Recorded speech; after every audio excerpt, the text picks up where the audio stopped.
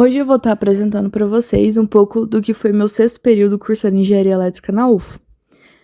Vou falar rapidamente sobre as matérias que eu cursei e o foco mesmo vai ser nos extras. As matérias que eu fiz nesse semestre foram Cálculo 3, Atividades de Extensão 1 e 2, Informática Industrial 1, Materiais, Equipamentos Elétricos e Eletrônicos e Fenômenos do Transporte. Começando com Fenômenos do Transporte, essa disciplina ela é ofertada pela FEC, não uma disciplina da FELT, é uma disciplina da Engenharia Química. Então, esse professor ministrou essa matéria e passou, assim, a base para entender os mecanismos de transporte de quantidade de movimento, calor e massa. E foram analisados alguns fenômenos, como escoamento de fluidos. Essa parte me lembrou bastante do que eu tinha visto no ensino médio. Condução e convecção de calor, difusão.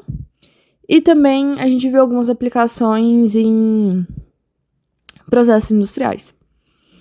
Cálculo 3, ele aprofunda o estudo de funções de várias variáveis. A gente vê desde o dia 1, vários teoremas. E os principais tópicos incluem derivadas parciais, gradiente, divergente, rotacional, integrais múltiplas, que é um pouquinho do que a gente costuma ver em cálculo 2, só que mais aplicado.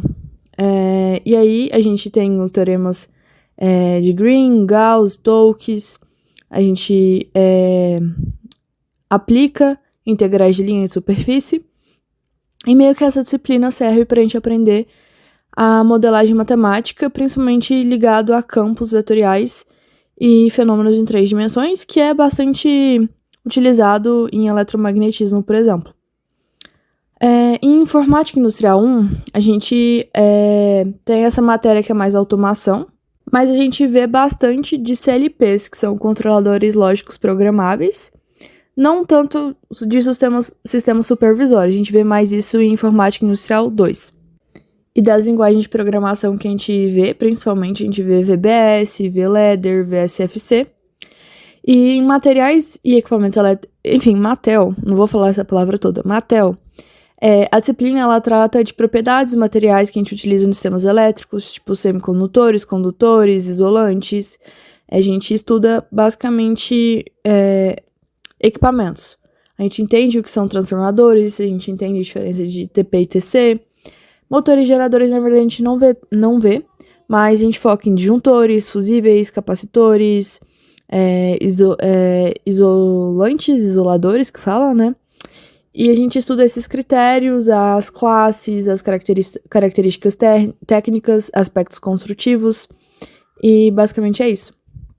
Aqui eu coloquei as atividades complementares que eu escolhi para abater, porque na verdade eu tinha bem mais, mas não compensava eu colocar todas, porque ia contabilizar as horas, e pro que eu vou falar mais na frente, eu preciso ter uma quantidade mínima e estar abaixo da máxima também de horas integralizadas no curso. As horas do meu curso, elas são divididas em disciplinas optativas, conteúdos obrigatórios, projeto interdisciplinar em engenharia elétrica, TCC, atividades complementares, estágio e componentes de extensão. E as que eu coloquei aqui foram participar de competições, concursos técnicos, participar em conselhos estudantis, no caso, pesquisas, programa de educação tutorial, que é o PET, atividades de monitoria, e ali eu coloquei, ali tá também embaixo a disciplina que eu fiz em outro curso, que foi Física Nuclear, que era por conta da minha IC. Aqui tem um pouco do meu projeto de extensão, eu coloquei a demo mesmo. É um projeto de tradutor de Libras que eu tentei fazer, de reconhecimento usando bibliotecas que já existem, mas a diferença é que eu tentei embarcar isso numa plaquinha. Mas acabou que eu acabei utilizando uma que já existe, mas tentando me atentar para essas questões de processamento e tudo mais. Bom, o meu estágio eu fiz durante esse tempo, por isso que eu peguei algumas matérias a menos. Eu fiz o estágio na ENGIE, e a ENGIE aqui em Uberlândia, ela atua na parceria público-privada com o próprio município. voltado para iluminação pública. Então, eu tive contato com projeto elétrico, aprendi a fazer, aprendi a mexer nas ferramentas, lidar com toda essa burocracia. E, além disso, também ter noções de operação, trabalhar um pouco nessa área também, entender o que são as prioridades, como planejar, como executar os projetos, né, e tudo mais. Assim, claro que de maneira limitada, né, porque eu ainda era estagiária, mas eu consegui ter esse vislumbre, o que me fez amadurecer bastante voltada pro curso. Eu também participei de algumas visitas técnicas, né, como vocês podem ver aqui na imagem, mas eu quero focar mesmo esse vídeo sobre o intercâmbio. O intercâmbio surgiu na oportunidade de eu realizar um duplo diploma, pelo próprio programa do Braftec, que já existe, é bem consolidado na UFO. Aqui para vocês, no lado direito, dá para ver o edital que eu participei, que eu fiz o edital, e tinha as opções do INSA CVL, INSA Lyon, INSA Rennes, INSA Rouen, eu não sei como é que fala, Estrasburgo, que era o lugar que eu tinha colocado também como opção, Toulouse e Hauts-de-France. E aí deu certo, e eu vou falar um pouco mais pra vocês. Aí o INSA que eu tô indo é o INSA CVL, que fica na cidade de Bourges. E o que mais? Aqui eu coloquei a prova que eu fiz para tirar a proficiência do francês, que foi o TCF. Existem outras, existem o Delphi, por exemplo. Só que por conta de data de aplicação e a data que eu tinha que entregar o atestado, o comprovante, a que eu consegui fazer foi essa, em Belo Horizonte. Então, vocês pesquisem as alianças francesas que aplicam essas provas e elas vão ter o calendário ali. E você escolhe a data que você quer fazer, se inscreve e depois vai lá no dia para poder realizar a prova. O diferencial foi que eu fiz essa prova num ecossistema digital. Então, eu tinha ali o meu tempo corrido e eu tinha várias sessões de escuta, sessão de interpretação de texto, sessão de gramática, que nem tá mostrando ali. Então, na compreensão oral eu tirei B1, na parte mais, assim, estrutural da língua eu tirei B2, e em compreensão e escrita eu tirei C1, então a média foi um B2. Então, precisava de B1 para passar, então acabou dando certo. Que B2 é acima de B1.